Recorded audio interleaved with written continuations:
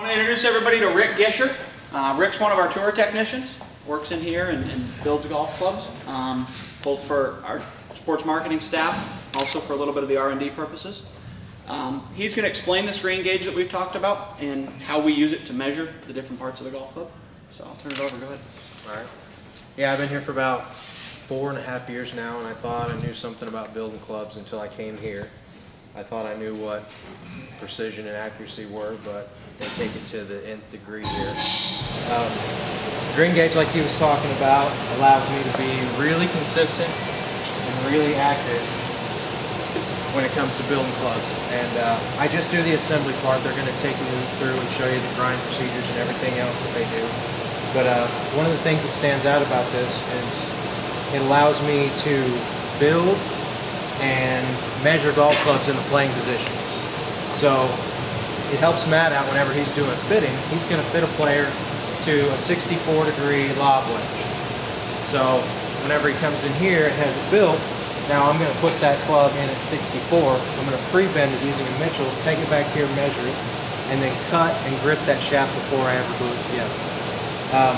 Doesn't sound like, it sounds a little backwards, doesn't sound like anything that's a big deal.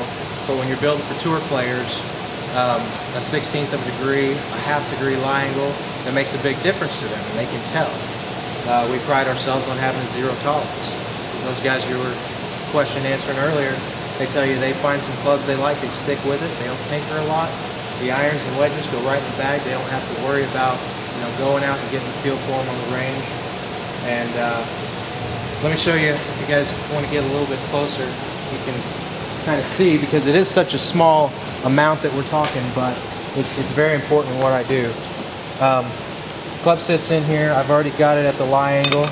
I use this piece here to measure to the scoring lines, and then once I find what lie angle this is, now I can measure its length. A lot of other companies don't do it this way. They'll do it with a lie board. There's even just regular rulers that people will use to measure golf clubs. But as I'll show you in a second, this thing we measure to between the white lines on the grip. This thing's exactly 35 right between the two lines. What will happen whenever I go measure it over here, I'll put it over here and I'll measure here, and up, it just shrunk 1/8 of an inch. Now we all know this club didn't shrink, I didn't do anything to it, but the way you measure it at a certain lie angle will change that reading. So when you hear things about standard loft, standard lie, you can throw that out here. We ignore that. There's no such thing as an industry-wide standard.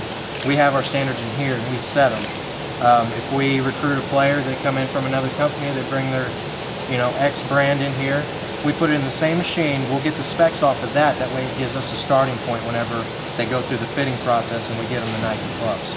And once we lock them into a recipe, using these build sheets we have here, we can duplicate that club every time the same way.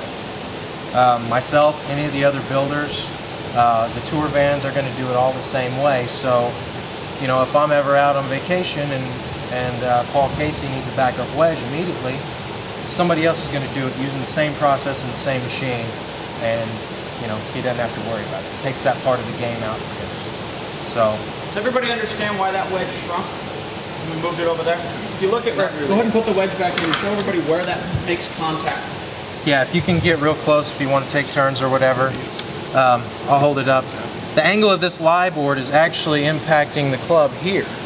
Now when you hit a golf ball, you don't want the club impacting the turf there. You want it to impact it in the center of the club.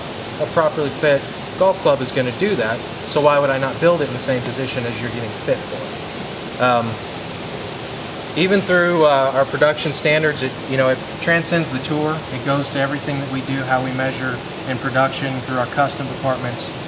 We measure it, we use all the same equipment to get the same readings. So, they'll have a little bit more tolerance in production than we do for tour, but at the same time, those specs and those procedures are done the same way. So you're going to get properly built, properly fit golf clubs. So why do you use the board? Just for you guys to show a demonstration. It's here just like, That's your standard. yeah, this is our standard. And we do have Mitchell's, which we use, but it's just to hold the club. We don't use the numbers on that to measure. Because if anybody's ever, used a Mitchell, you can put this club in here about a million different ways, and you can never get it exactly the same.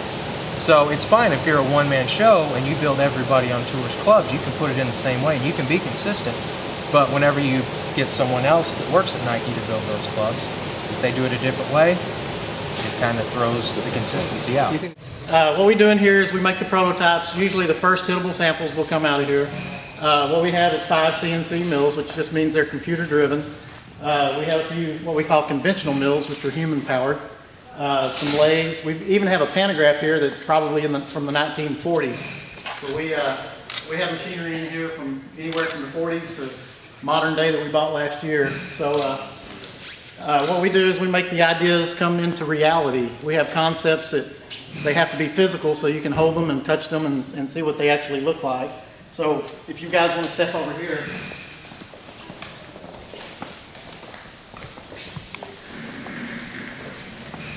The first phase of that is usually using this material here. It's called Ren board, and it's just a hard polymer that we can machine quickly and whip it into shape in a hurry so that we can look at it. So what we do is we'll take this Ren wood and we'll put it on our machine, which obviously we're after hours, so there's nothing working right now, but we'll take this board right here and it will turn into this driver.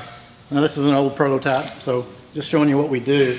At that point, when we get the geometry the way we want it, then we can have a CAD file made that they can duplicate that and make masters just virtually anywhere on the planet so that we get exactly what we come up with here. Our vision is translated in any language via the CAD.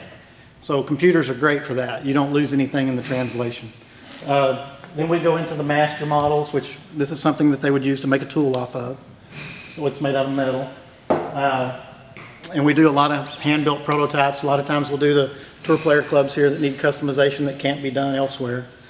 We do a lot of the stuff that we need around here for maintenance or for modifying machinery, things like that. So we do a lot of stuff in here. Anything that can be made out of metal or plastics or anything can be done right here.